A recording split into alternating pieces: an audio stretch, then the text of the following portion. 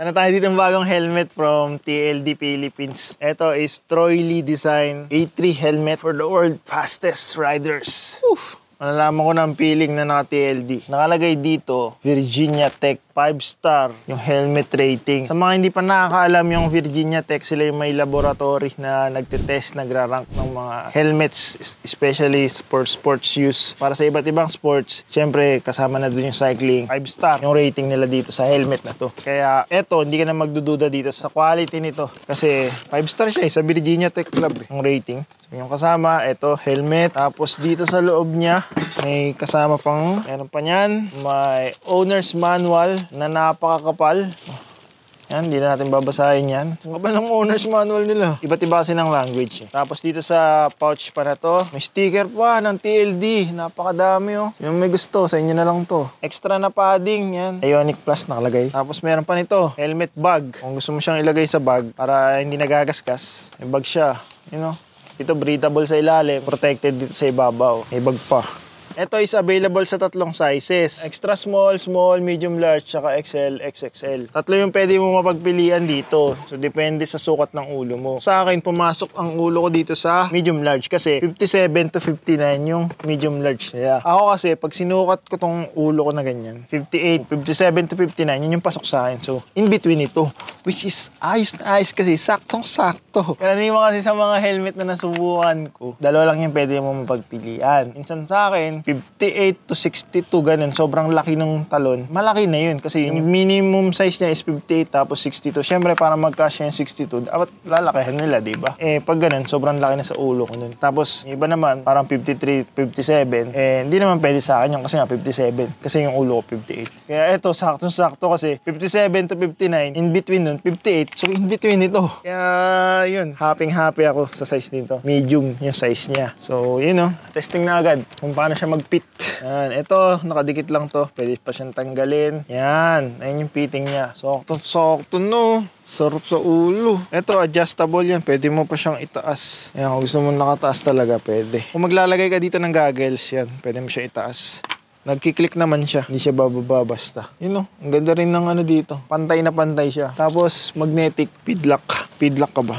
Walang branding ni feedlock pero magnetic siya. Usually naman feedlock pag gaganyan. May TLD branding. Tapos yun.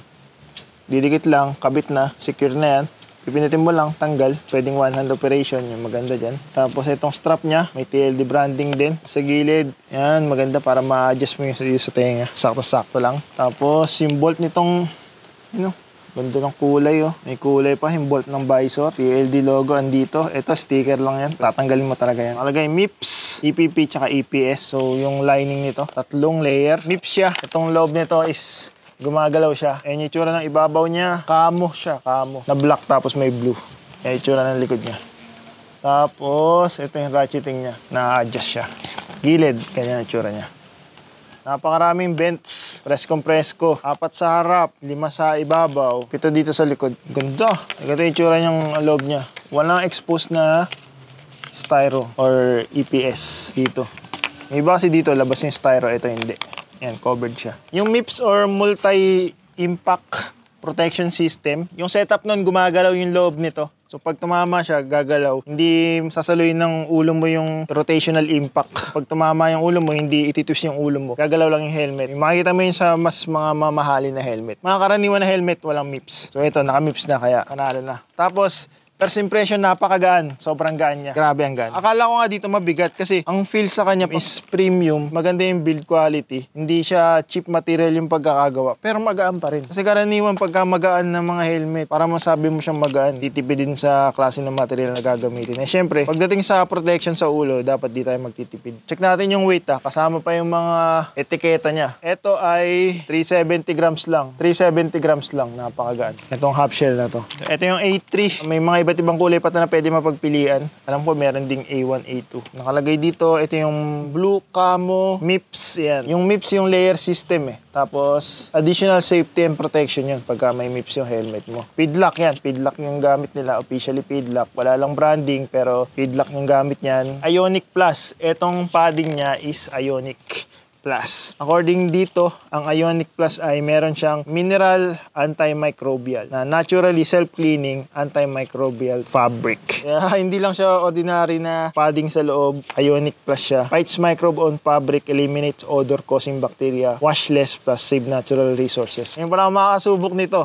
Ayos to. Nice, nice. Troy Lee Designs, Corona, California. So, doon siya ginawa. US brand itong Troy Lee. Na makikita naman natin karaniwan sa mga riders abroad, mga pro riders, mga naka-Troy Lee sila. Itong TLD na helmet, di naman to budget helmet eh. Pero, syempre, you get what you paid for pagka sa mga helmet. Sulit na din pagdating sa safety features, tsaka sa material na ginamit, and also sa safety rating niya from Virginia Tech na 5-star. Kung saan makakabili ng mga Troy Lee na helmet, pwede kayo mag-visit sa Dance Bike Shop. Meron silang pwesto sa Chino Rossi sa Makati, or pwede rin sa online, pwede rin sa mga dealers ng TLD. Maglalagay ako ng link sa description kung saan kayo pwedeng bumili online ng TLD helmet. Marami pa ibang kulay na pwede mapagpilian, pero hindi ko lang sure kung ano yung available ngayon sa market natin. Pag titingnan mo kasi sa online, sa website ng TLD, doon makikita mo lahat. May iba-ibang mga kulay na itong dito sa A3. Hindi ko pala nabanggit, ito meron pala siya ditong part na sweat protection, itong lining na to. So, dito siya, tatama siya dito sa noo mo para pigilan na tumulo sa mata mo yung pawis mo. Meron siya ditong ibang material. Ayan, yung kulay gray na yan.